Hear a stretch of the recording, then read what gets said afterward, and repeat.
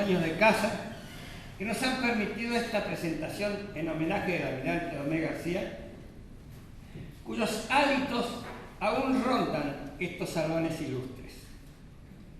Alguien me dijo una vez, recordando a Domingo Faustino Sarmiento, fue desde presidente hasta maestro. Parafraseando esta afirmación, permítame que me dirija entonces a ustedes, cualquiera fueren sus títulos, como señoras y señores, que no es poco. Los viejos tenemos una misión, un deber, la de contarles a los más jóvenes algunas experiencias que nos deparó el destino. Y para centrarnos en personajes que tuvimos la suerte de conocer, y como aporte a una historia que a veces se olvida entre generalidades, nos toca recordar a hombres y mujeres que mucho aportaron a lo que es hoy nuestro país. Y ese privilegio especial nos fue concedido a Horacio Font-Domet y a mí, lógicamente en grados diferentes, con el almirante Manuel Domé García. Aquí estamos, pues, reunidos para eso, y para un hecho muy importante, la aparición de un libro. Su importancia no reside meramente en el material o en los autores. Consiste en que se incorpora al acervo cultural un objeto que contiene páginas, letras, renglones que van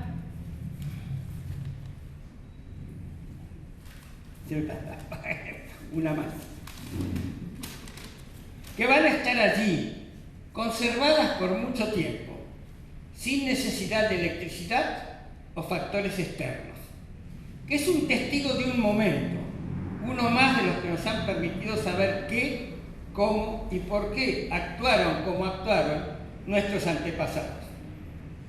O simplemente entretenernos con productos de la imaginación de esas mentes privilegiadas que eran capaces de trazarnos retratos de su tiempo. En esta época en que las pantallas electrónicas están sustituyendo con peligrosa rapidez al papel, hasta en los diarios, insertar en la vida de nuestros conciudadanos un volumen tangible, un objeto que se gana un lugar físico, es una pequeña hazaña, una aventura que escapa a las ansias económicas que rigen normalmente las acciones de nuestros contemporáneos. En otras palabras, es una patriada, y como tal, loable y simpática. A veces, un buen humorista expresa en una sencilla tira cómica todo un tratado de filosofía humana. Tal es el caso de Liniers, que en su Macanudo, en La Nación, dibujó una chica que tiene la cara metida dentro de un libro y un muchacho que le pregunta, ¿es bueno ese libro? Y ella le responde, no lo empecé, todavía lo estoy oliendo. ¿Se dan cuenta que los libros electrónicos no huelen? Ni pesan, ni sirven para equilibrar la pata de una mesa chueca. Y que la biblioteca cabe en un disco sin peso ni olor, guardando un misterio que si no se lo ha identificado de antemano en su sobre, es nada más que un disco plateado. Además están los lomos. Una vez en mi vida arquitectónica, un cliente me pidió una biblioteca de lomos. Nada más que lomos. Eso sí, ilustres, de buenos autores pegados a un mamparo sin ocupar el lugar que correspondía a los textos. Era para aparentar que era culto.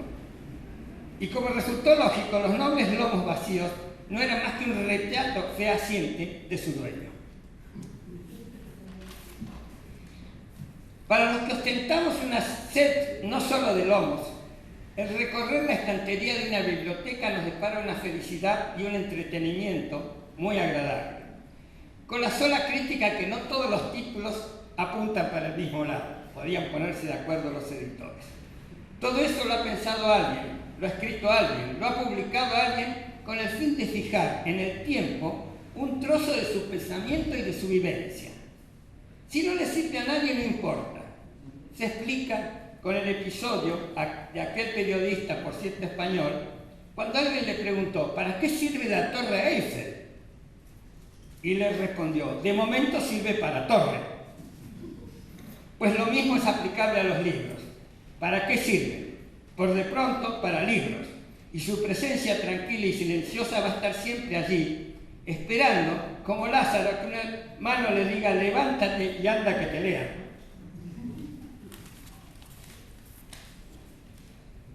Dije silenciosa. Claro, uno no se da cuenta de lo que le llega a las manos, no habla, pero a veces grita, opina, seduce, atrapa, aburre, ensordece, todo sin un ruidito. Y basta de divagues, discúlpenme. Debía hablar de Domé García y me he ido por las ramas, por esas benditas ramas del pensamiento. Para terminar más correctamente, pues, solo voy a comentar un tema de nuestra rememoración de Domé García. Por una lamentable denuncia de personas enroladas, casi digo enlodadas, en tendencias destructivas, a los astilleros submarinos que se llamaban Domé García, por su aporte científico histórico a esa materia, y con el pretexto de acusar al almirante de represor, se les cambió el nombre por Storni, personaje muy valioso, por cierto, pero políticamente más inocuo. La acusación se basó en el episodio de la huelga de los talleres metalúrgicos Bacena en 1918, porque el almirante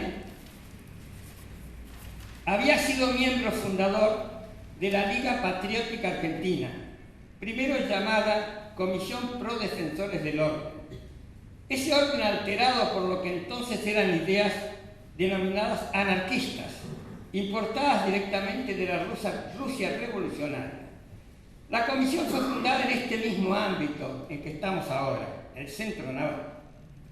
La secuencia fue así.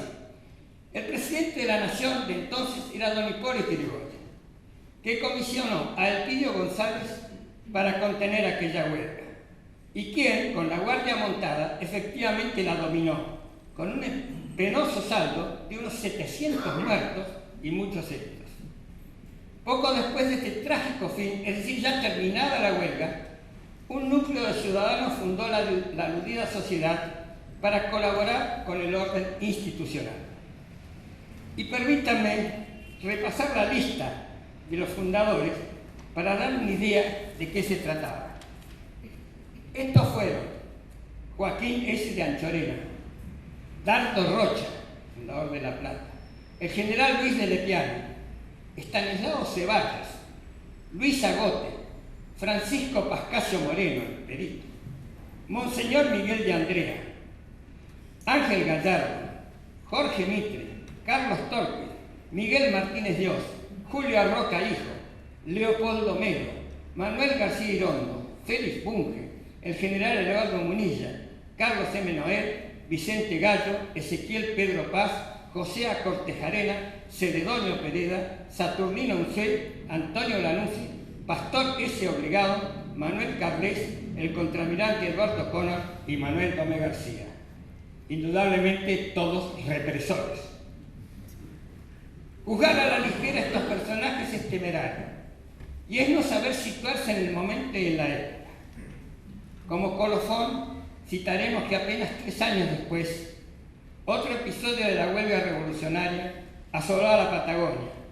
Don Hipólito, que no se andaba con chicas, comisionó al teniente coronel Héctor Benigno Varela, hay que tener cuidado con los nombres, Amado, Benigno, para sofocarla, con las escuetas instrucciones típicas de Yrigoyen: vaya y cumpla con su deber. Varela, Benigno, fusiló a 1500 revoltosos y volvió con su deber cumplido. Al año siguiente, el anarquista Wilkes lo asesinó, pero esto ya es otra historia.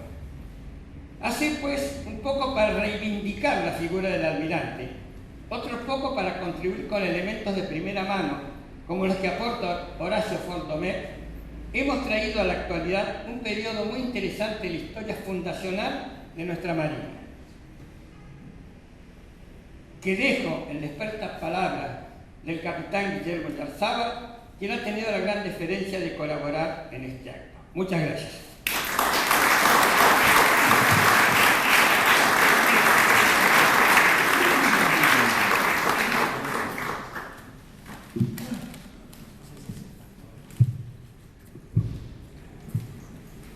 Bueno, como fue dicho, yo no voy a hablar de Noé García, espero que el tercero de los expositores lo haga, pero tampoco iba a hacer la introducción, así que agradezco que la introducción haya sido hecha de esta manera y así.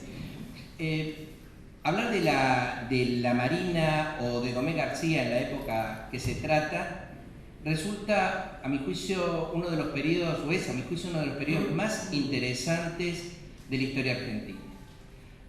Nuestra historia tiene dos generaciones. Hablamos de dos generaciones. La generación del 37 y la generación del 80. Cuando hablamos de generaciones, hablamos de un grupo de hombres que coinciden en determinados parámetros e ideas y que son capaces de transformar positivamente la realidad.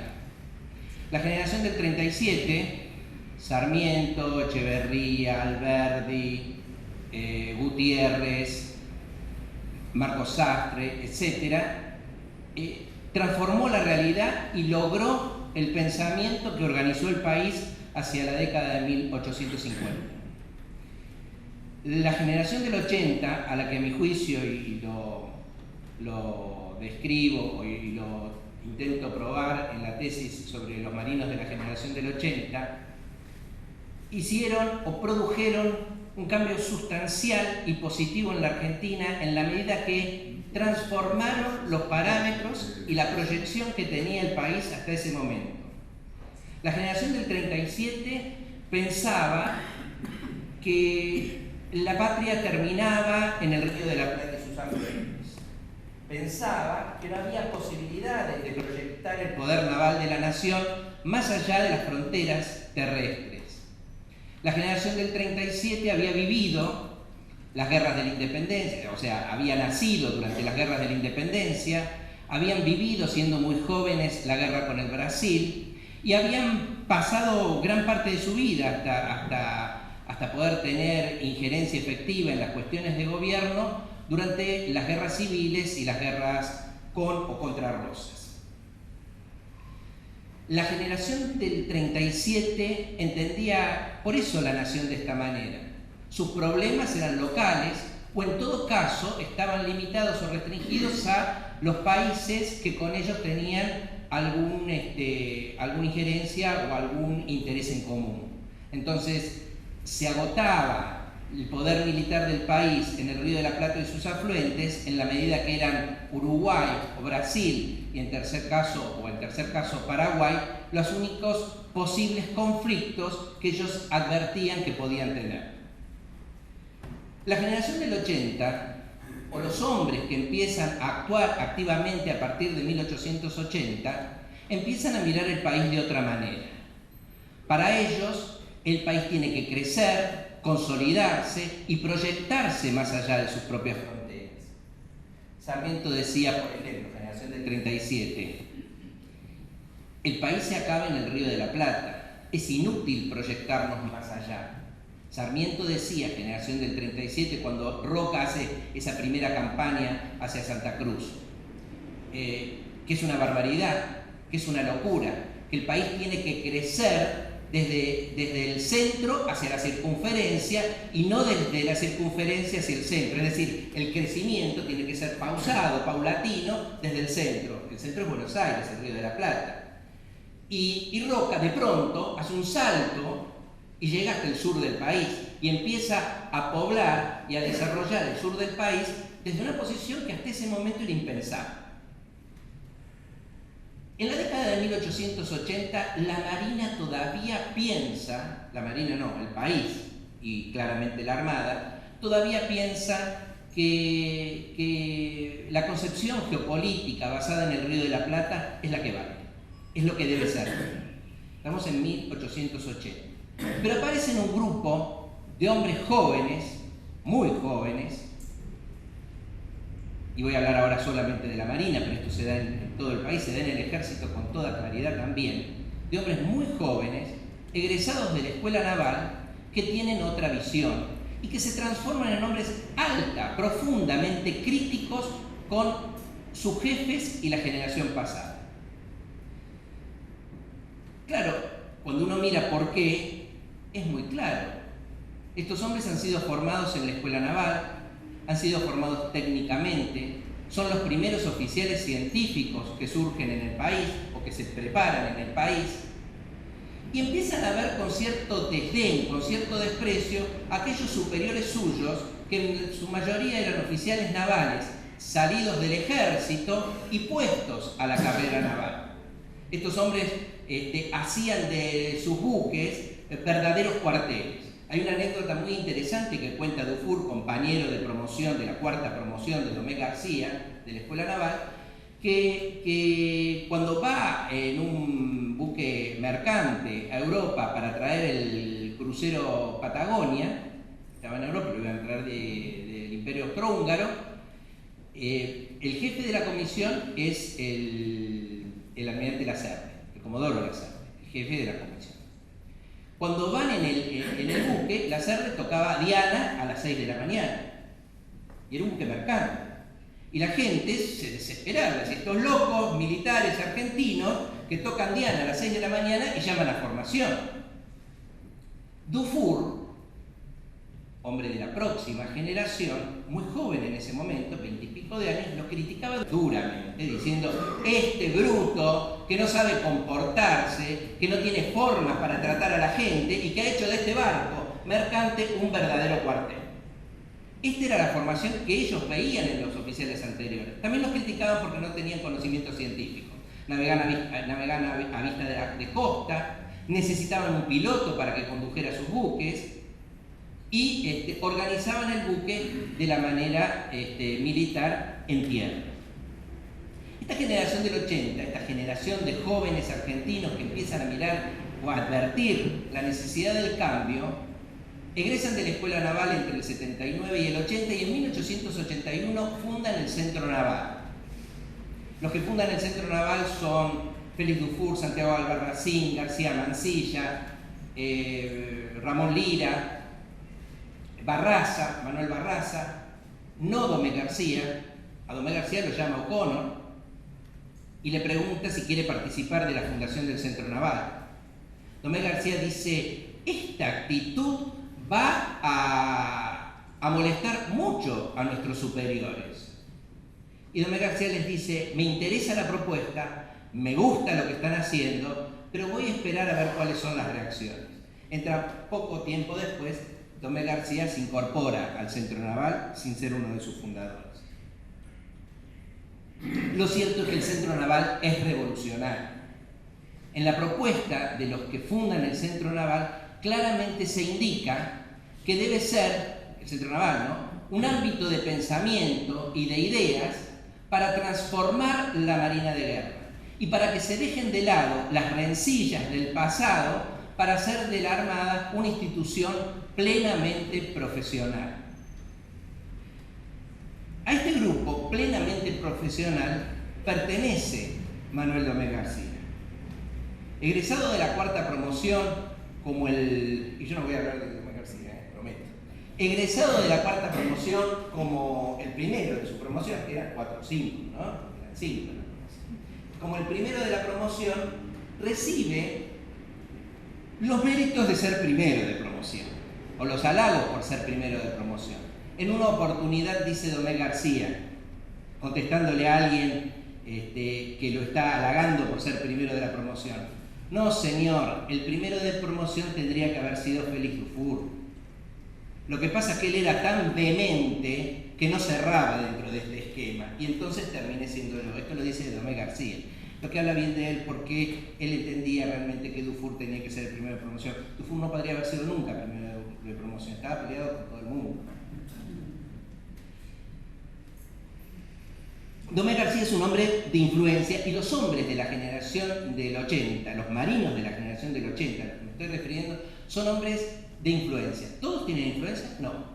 Hay un grupo que destaca y que tiene influencia permanente a través de sus ideas y de su pensamiento. Son los que escriben, los que elevan propuestas, los que están presentes cuando hay que estar presente, se van vinculando con el gobierno, están cerca, están asesorando en forma permanente. Domecq García le escribe a Roca en ocasión de la compra de los cruceros acorazados, el ex capitán de fragata, diciéndole: esta compra va a transformar los destinos del país. Solo usted podría haberlo logrado. Solo alguien con su espíritu, su temperamento, su capacidad de acción y de ejecución. Domecq García también era un hombre de capacidad de acción y de ejecución. Los hombres de la generación del 80, los marinos de la generación del 80, transformaron la marina de su época a partir del trabajo académico, del pensamiento, de la elevación de propuestas, casi todas ellas a través del centro naval. Se empezaron a oponer a los buques tradicionales que compraba el gobierno. El gobierno compraba buques para la defensa del Río de la Plata y sus afluentes. En la década del 80, Domecq García, Dufour, Lira, Barraza empiezan a discutir esas adquisiciones, diciendo que el mundo está cambiando y que el país, con la proyección potencial que tiene que cambiar también y tener una armada que se proyecte mucho más allá de sus fronteras. El crucero acorazado Patagonia, comprado en 1884, es defenestrado por la opinión de los jóvenes marinos a los que me refiero. Ellos promueven y proponen en forma permanente en todos sus escritos, por eso es fascinante leer el boletín del Centro Naval de la década del 80. Es lo más fascinante que ustedes se pueden imaginar. Después de eso viene el libro mío de los marinos de la generación del 80. Pero si ustedes leen eso, van a ver esa crítica permanente a la superioridad que ellos hacen de la manera más prudente posible, pero con propuestas para generar este cambio. ¿Qué decían ellos? La marina no puede estar restringida al Río de la Plata y sus afluentes, la marina tiene que ser de proyección marítima, tiene que ir mucho más allá, para lo cual no hay que comprar buques de defensa, sino buques que permitan esa proyección. Esto lo escriben durante todo 1880. Todos escriben el boletín del Centro Naval y algunos de otros diarios distantes, pero todos escriben el boletín del Centro Naval. Durante toda la década del 80, todos los buques que se compraron fueron para el río. Todos. ¿Y saben por qué? Porque los políticos que estaban en el Congreso pertenecían a la generación del 37. Yo siempre digo que la naturaleza hace su obra. Hay que estar esperando, había que esperar que se murieran ellos para que el cambio fuera posible. Sarmiento muere en 1888. El cambio se hace posible recién en 1890. En 1890 se toma la decisión de empezar a comprar buques de mar, o buques, como yo digo, de proyección marítima, y se dejan de lado todas las propuestas que se habían hecho hasta el momento y que habían terminado con una compra enorme en torpederas para el Río de la Plata, para lograr este nuevo cambio. Los hombres de la generación, los marinos de la generación del 80, con Domecq García a la cabeza, son los que pudieron y generaron este cambio.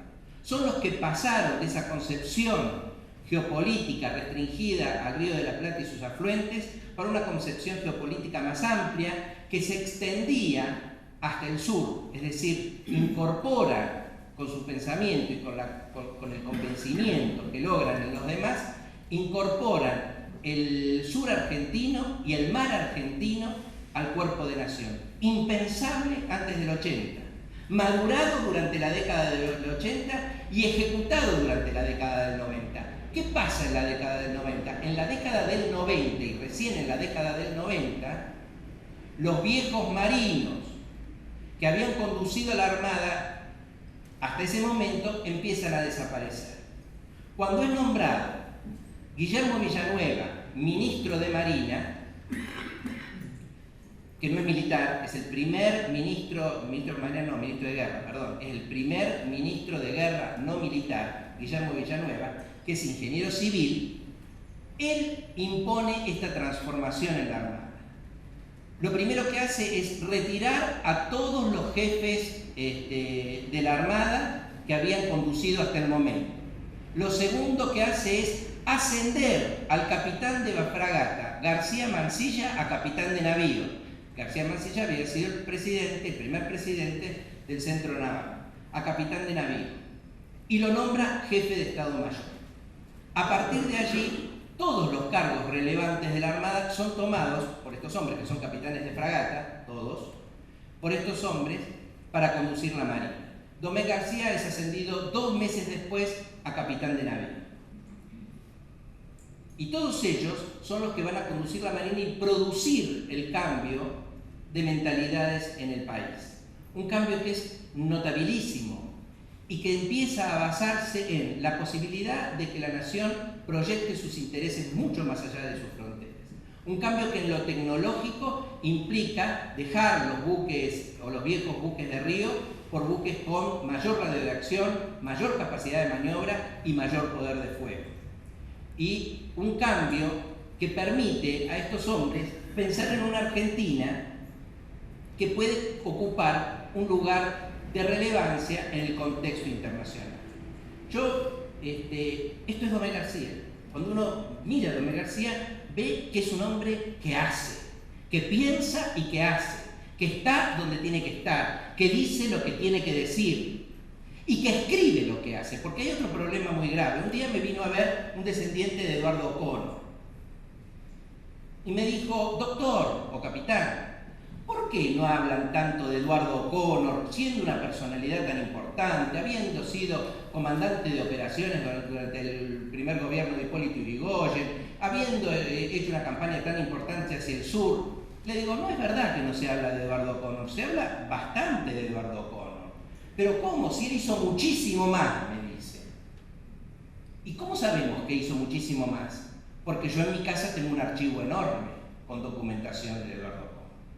¿Qué les quiero decir? Solo se conoce o solo se sabe lo que se puede conocer. Si el archivo está guardado en mi casa, no hay nadie que lo pueda consultar para relevar y para poner en evidencia esas realidades. Por eso digo, lo que tiene también Manuel García es que lo que hace lo escribe, es decir, lo deja como testimonio para que las generaciones venideras puedan abrevar de esos testimonios. Y aquí me quiero referir principalmente a sus experiencias de la guerra japonesa, donde él como observador en Japón no solo incorpora la cultura japonesa a su vida, sino que hace una maravillosa obra donde se vuelca todo el pensamiento y la importancia de desarrollar las experiencias. Por último, y termino, quiero decir que hay que ponerse a reflexionar, y tenemos que reflexionar con los más jóvenes, ¿no? Sobre por qué nuestro país no ha logrado desde 1880 un grupo de hombres que coincidan en ideas y que sean capaces de transformar la realidad positivamente. Por supuesto que ha habido grupos de hombres que coinciden en sus ideas y que han transformado la realidad, pero para ser nombrados o identificados como una generación, esta transformación tiene que ser positiva y no desde 1880, lamentablemente, podemos hablar de otra generación. Y esto sí es interesante y es valioso para todos comprender que en este contexto hubo un grupo de hombres, que no eran tantos, pero donde se destacaba el almirante Manuel Domé García, que contribuyó efectivamente a la transformación y que facilitó que nuestro país fuera considerado una de las primeras potencias del mundo. Nada más.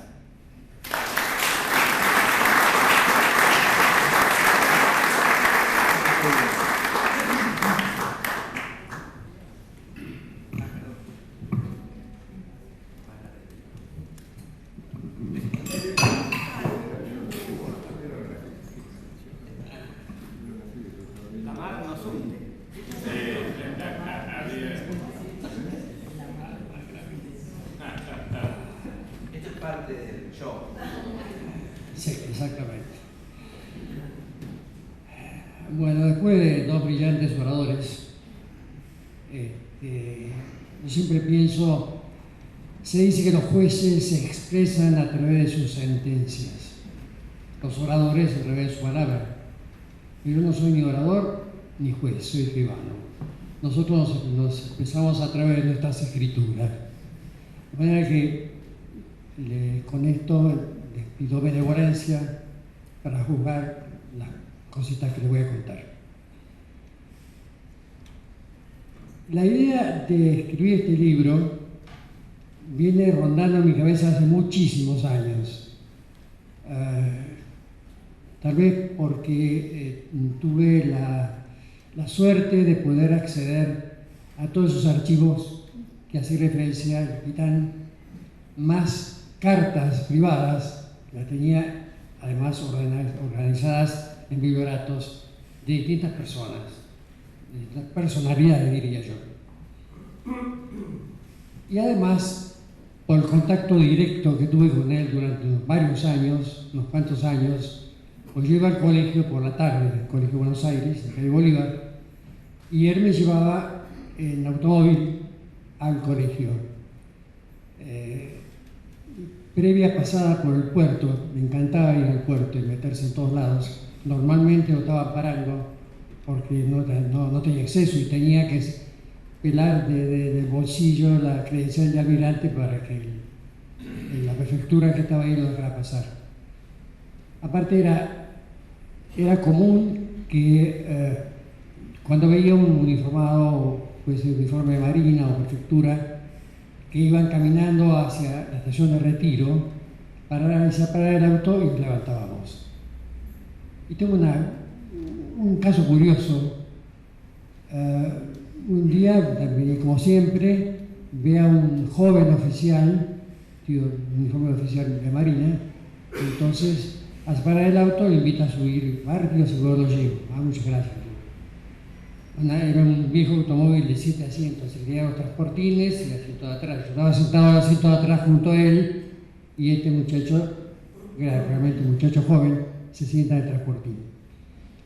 Y en ese momento había, como era bastante usual, hoy ya no tanto, que hubiese buques de nuestra armada amarrados. Era muy lindo ir a verlos. Entonces pasamos delante, creo que era el 25 de mayo, que le gustaba mucho a mi abuelo. Estéticamente me parecía lindísimo. Entonces comenta, qué lindo este buque, así. Y el muchacho dice, no señor, este buque en realidad tiene tales defectos porque la bordadura, porque esto, porque aquello. Le discutía a mi abuelo, y mi abuelo me hacía así, con el codo, calladito la boca. Entonces, bueno, seguimos, y pasó, llegamos a Retiro, se baja, entonces, antes de bajarse, este muchacho se presenta, soy guardia marina fulano de tal, no voy a dar su nombre, y mi abuelo contesta, yo soy el almirante Domínguez García. Yo no puedo decir la cara de este pobre muchacho, el papelón que pensó que estaba haciendo, saludó, se bajó del auto y se quedó saludando así, nosotros nos íbamos, y mi abuelo a las carcajadas adentro del automóvil. Es decir, así de sencillo era él. Entonces, gracias a todo este tipo de cosas, yo pensé siempre en escribir algo. Ya una intención había tenido con el libro que escribimos con Alberto Fraguillo, que se llamaba Argentina-Japón, que tenía varias partes. Una parte que era la guerra, otra parte que era, por otro autor distinto, que era la situación mundial en la época de principios del siglo pasado, con la guerra ruso-japonesa, y además había una biografía de mi abuelo, que Fraguillo me encargó que por favor hiciera yo. Así que ya había iniciado, con lo cual había estado revisando papeles antiguos de él para ir metiéndome un poco en su mentalidad y en su personalidad. De todas maneras, eso fue una corta biografía, tal vez un poco aburrida, como hablábamos hoy, que las biografías son aburridas, porque en tal año hizo tal cosa, en tal año tal. Y yo siempre tenía muchas ganas de hacer algo. Así fue que empecé en fin, comencé a pensar en hacer algo. Se lo comenté un día a mi primo Hernán, que es un gran escritor y además un amante de todo lo que sea náutico, y me dijo, uy, qué buena idea, ¿no querés que lo hagamos juntos? Y bueno, sí, hagámoslo juntos. Y así nació un poco la forja de un marino, que es este libro. Yo tuve la suerte enorme de haberlo conocido tan bien a él a través de sus cuentos. Ya estaba más viejo y sucedía que lo que me contaba hoy, posiblemente, que eran cosas antiguas, posiblemente mañana lo repetía. Volvía a contar lo mismo porque no se acordaba de qué es lo que había contado. De todas maneras, hay una serie de cosas rescatables. Gracias. Una de ellas, por ejemplo, es que él tuvo,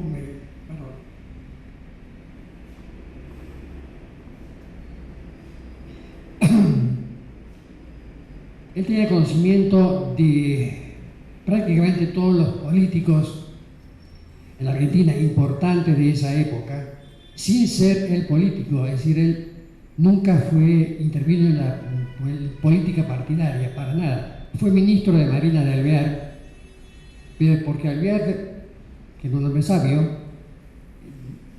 para elegir al ministro de Marina, eligió al marino de cierta categoría más importante de ese momento, que resultó ser Manuel Domecq. Así fue que desarrolló sus 6 años, como era entonces, de su función, desde el comienzo hasta el final, sin interrupciones y sin problemas, sin cambios. Ese gabinete todo cambió. Antes de todo ello, él había sido comisionado para vigilar y dirigir la construcción de 2 acorazados, que eran el Moreno de Rivadavia, además con toda la responsabilidad de elegir artillero. Para eso estuvo averiguando un poco, ya previamente había estado en Londres, en Inglaterra, para vigilar y dirigir la construcción de la fragata Sarmiento. Que curiosamente hay un hecho que no sé si lo conocen algunos, pero cuando había que hacer el mascarón de proa de la Sarmiento, el escultor designado para ello le pidió a mi abuelo permiso para que su mujer, mi abuela, fuese el modelo. Es decir, que la cara del mascarón de proa de la fragata Sarmiento es mi abuela. Ese tipo de cosas, obviamente, no son inéditas, nadie las conocía, como otras más que me contó, porque eran sus propios recuerdos de su vida que no le interesaba, no le importaba difundir, pero sí a su nieto, con quien tenía yo una gran cercanía. También alguna otra circunstancia graciosa o no, es que cuando él había estado en Estados Unidos también en el año 1910 más o menos, había que construir y se construyeron unos buques ahí, y él previamente había estado averiguando condiciones, precios y todo lo demás en Italia, en el astillero del Gio Salvo, que se han hecho los primeros buques que después se cedieron al Japón y que fueron, según dicen, determinantes del triunfo de esa guerra, cruenta guerra, que fue una guerra naval fundamentalmente y no de tierra, que llamaban el Nijin y el Kazuga. Y estuvo en Estados Unidos. En Estados Unidos la industria naval estaba en sus comienzos, había unos cuantos astilleros, pero no tenían ni la fama ni las facilidades que tenían los astilleros ingleses y los italianos, que eran en ese momento la excelencia para la construcción de buques. Y efectivamente la construcción se eligió al astillero americano para la construcción de varios buques. Eso fue en principio de 1910. Y allí en 1910 tuvo ocasión de conocer a un filántropo muy conocido que se llamaba Dale Carnegie, que ha escrito libros y todo, y que ha hecho una enorme obra filantrópica. Tuvo ocasión de conocerlo Y en esa oportunidad, que mi abuelo le comenta la admiración que tenía en ese momento por los Estados Unidos, no así antes, la voy a relatar por qué, diciéndole que la Argentina era el país de América del Sur destinado a ser la contraparte o el igual de los Estados Unidos de Norteamérica, por importancia, por ubicación, por lo que era el país. Una gran visión que en aquella época resultó ser que la Argentina era muy importante, como es el capital. La Marina Argentina en ese momento era una de las marinas importantes del mundo, no la más, por cierto, pero sí una de las más importantes. Y Del Carnegie además le dice que había conocido a un joven que se llamaba Roque Sáenz Peña.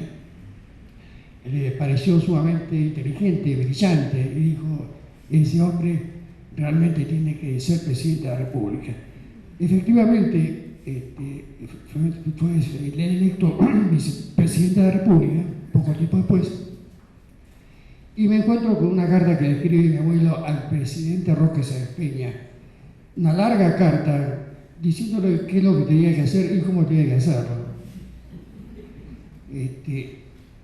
Una carta personal, después resultó tener una buena amistad con él, y bueno, asumió, y efectivamente fue, mientras estuvo, un buen presidente.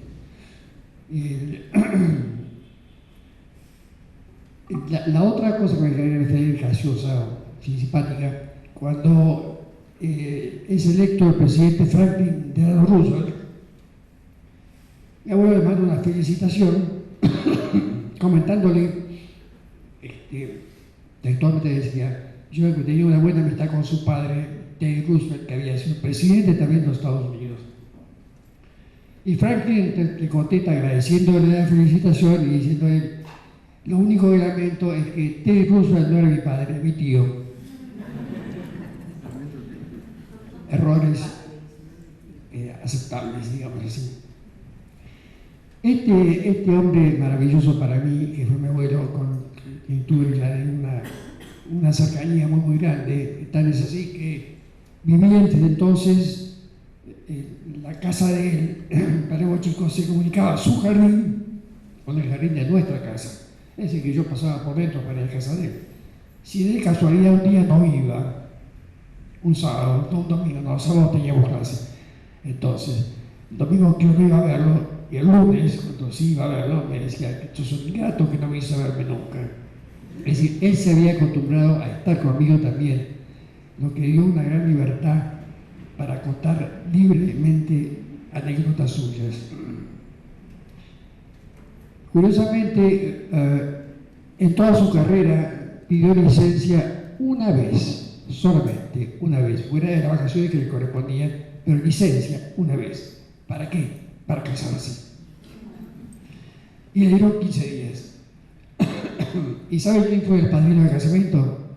Julio Argentino Roca, que pese a la diferencia de edad, resultó tener una muy buena amistad también con él.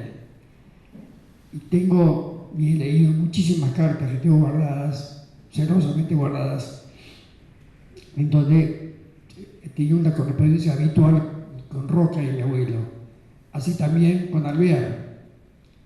Bueno, con Alvear terminó con una gran amistad, enorme amistad. Y se siguieron viendo. Además, el padre le dice, en el momento determinado, cuando Alvear, presidente justo, y lo ponen preso a Alvear, Martín García, tuvo un tiempo preso.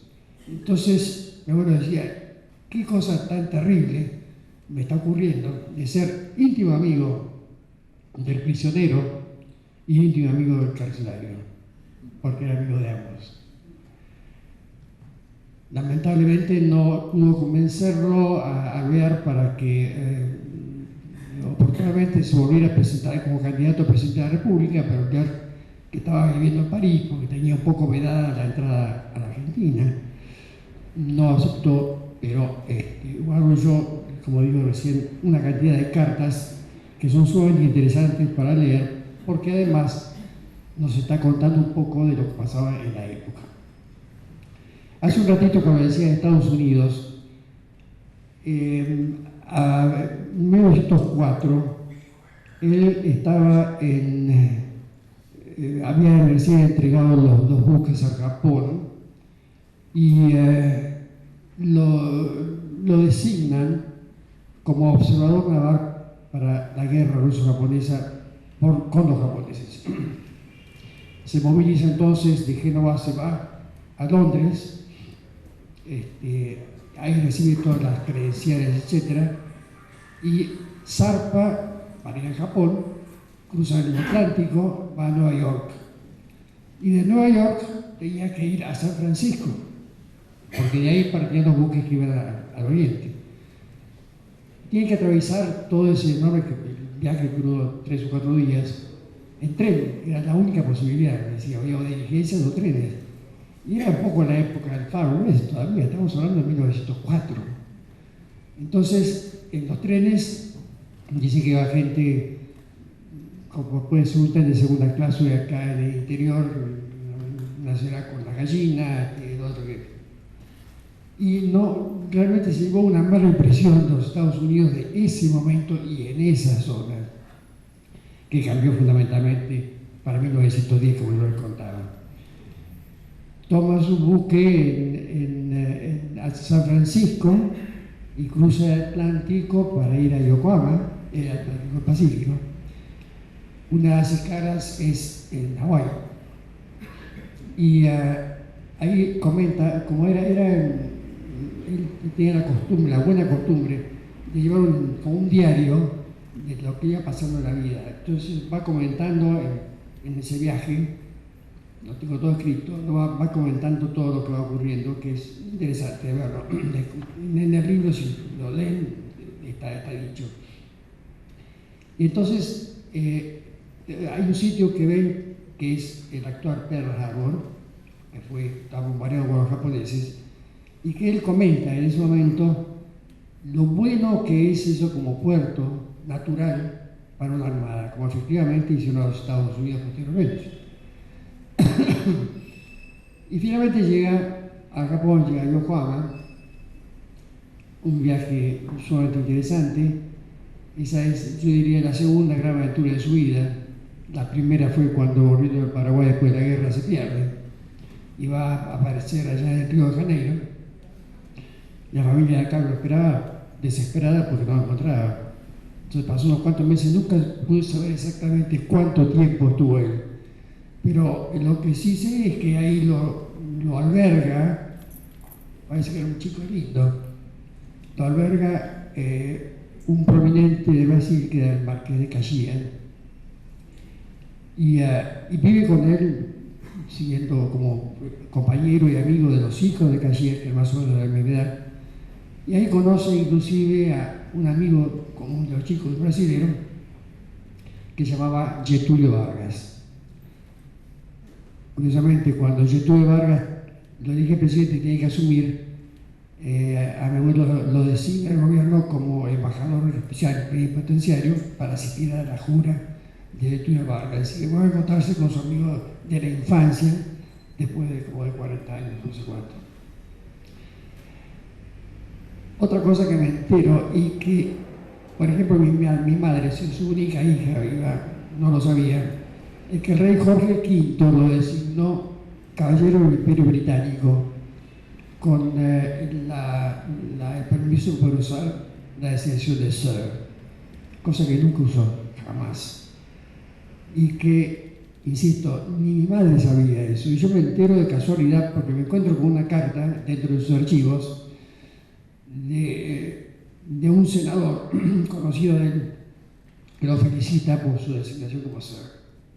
A mí no me lo dijo nunca, no me lo contó, ni en casa, en su casa tampoco. Y lo mismo pasaba con las famosas condecoraciones que tenía una vitrina entera de condecoraciones. Él no la tenía, mi madre hizo después la vitrina porque murió. Y decía, las únicas condecoraciones que realmente me gané son una medalla de bronce con expedición al desierto, con la Marina, por cierto, y de Japón, la Orden del Sol Naciente, que le otorgaron la Reina de la Guerra, los 2 años que estuvo viviendo ahí. Decía, todo lo demás no es nada.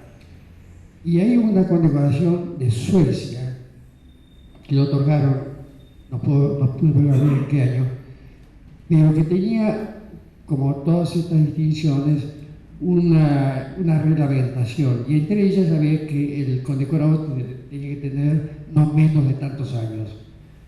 Y que resultó que en ese momento él tenía menos de los años y ya no podía echar máquina atrás. Entonces él modificó las condiciones de la condecoración para que él pudiese tener la suya, que como digo, la tenía colgada ahí, no importaba mayormente, si usaba la banderita acá. En fin, lo único que yo quiero ponerle de manifiesto es una personalidad asombrosa y maravillosa de un señor que tuvo su importancia, como nos ha relatado el capitán en su momento, y que era tan sencillo, tan sencillo, que era de no creer. Y era una persona que los que lo conocieron lo quisieron mucho. Y eso no fue porque sí, eso es porque realmente su personalidad lo merecía. Y la última que les voy a relatar, que está en el libro, pero para mí es muy importante. Cuando va a construir la fragata Sarmiento y finalmente se decide por el shipyard, el astillero inglés, sí, de Lear Brothers, era la dueña. Cuando van a firmar el contrato final, ya todo acordado, en un sitio muy lindo, con una especie de guardería, un edificio antiguo, no tan lindo como este, pero muy lindo. Y después de firmar, el presidente del astillero le pasa así un papel. Lo abre así y dice, ¿y esto qué? Es un cheque. ¿Qué es esto? Dice. No, le dice, es la comisión de estilo. Ardió Troya realmente, porque se enojó muchísimo, rompió el cheque y le dijo, mire, yo soy funcionario de mi país y tengo un sueldo, y yo vivo mi sueldo, y jamás voy a aceptar una comisión, dinero, por un servicio que mi propio país me ha encargado. El pobre inglés no sabía dónde meterse. Entonces le explicó, mire, pero las veces que han venido acá de marinas de otro país sudamericano y tal, la comisión se ha pagado y se ha cobrado. Entonces yo pensé que esto sería una más. Y no, de ninguna manera esto no es una más, esto es otra cosa, y eso no es perdonable. Relato esto un poco a raíz de las cosas que estamos viviendo y viendo hoy en día. Cuando muere mi abuelo, dejó una herencia. Sí, la herencia fue una casa donde vivía, hipotecada, un automóvil de 20 y tantos años de antigüedad, era el viejo, yo creo que ese con 7 asientos que yo contaba, y su corta familia, su hija y sus 4 nietos. Eso fue toda su herencia. No fue un hombre rico, evidentemente, cuando podía haberlo sido de ser otra persona. Entonces, este hombre maravilloso que me indujo a mí a plasmar en unas páginas y tratar de transmitir lo que la parte emotiva de él, independientemente de sus calidades como profesional, sus calidades humanas, que realmente fueron muchas. Y yo traté en alguna medida de volcar un poco esas ideas en las páginas de este libro, que espero que todos lo sepan realmente, todos en su medida, y apreciarlo, porque fue una personalidad muy relegada realmente, porque no. Una vez yo le mandé una carta a la Nación haciendo referencia a que no había una referencia a mi abuelo en ningún lado, de nada. Y entonces recibí, como un mes después, una carta de una señora de un pueblo de la provincia de Neuquén, me acuerdo que decía, no, acá hay una calle que se llama Aminato García. Es lo único que había de él. Es decir, fue realmente un señor postergado, tal vez por la posibilidad de no ser él un político. Si hubiese sido político, yo no sé, a lo mejor hubiese sido presidente de la República, hubiese sido macanudo. Lamentablemente no sucedió así. Así que, no sé si han entendido un poco el propósito de mis palabras, pero yo me siento muy, muy orgulloso de ser su nieto, realmente muy orgulloso. Y uso el apellido Domecq porque mi madre en su lecho de muerte me pidió que lo usara, y dice, porque si no se va a perder otro apellido. Y de ahí en adelante empecé a usarlo, profesionalmente en todos lados. Y además porque viajaba a España a seguir entonces, y en España es obligatorio el uso del apellido materno. Así que por eso yo firmé y sigo firmando Horacio Ford Domecq. Bueno, eso es todo. Les agradezco la paciencia de haberme escuchado y sobre todo la presencia de todos ustedes esta tarde acá. Gracias.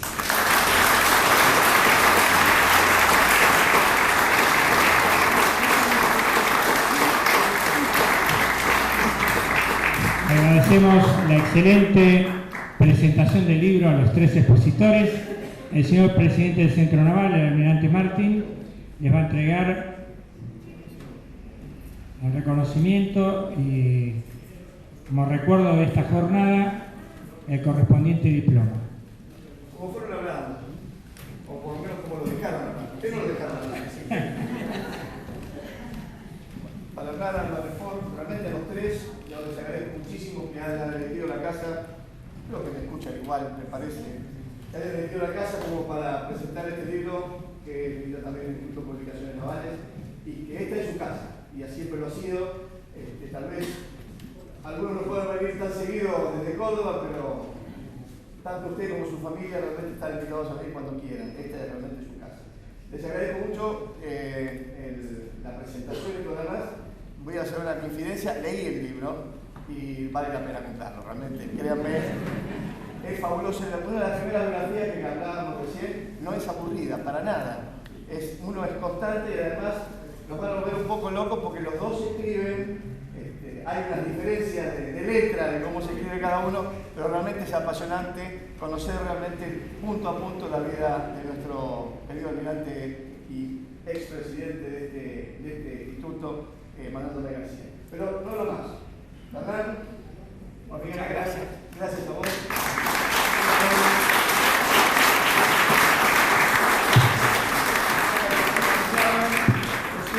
Muchas gracias.